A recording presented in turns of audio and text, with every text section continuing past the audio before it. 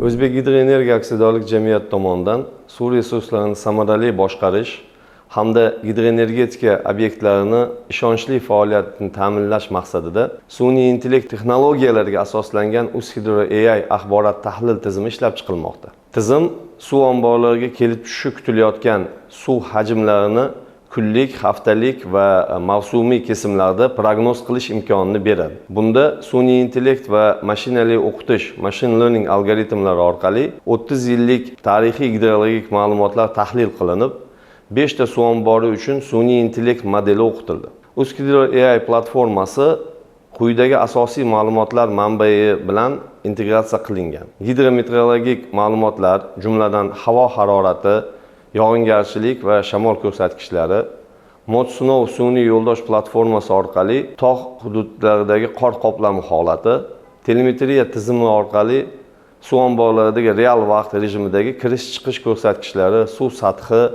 va hajm haqidagi ma'lumotlarga asoslangan.